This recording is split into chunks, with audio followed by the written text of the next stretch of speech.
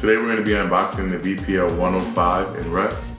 Inside you'll get a fixture with a 18-2 direct burial cord. You'll get a standard 20-watt halogen bulb. This fixture is also compatible with LED. Also, you'll receive a ground spike. To gain access to place the bulb inside the fixture, simply hold and twist off, and now you're able to gain access to place the bulb inside of the fixture. Press it firmly, make sure the bulb is pressed in. Now you're ready to place the shroud back on. Now placing the 18-2 direct burial cord through the ground spike and screwing on to the fixture.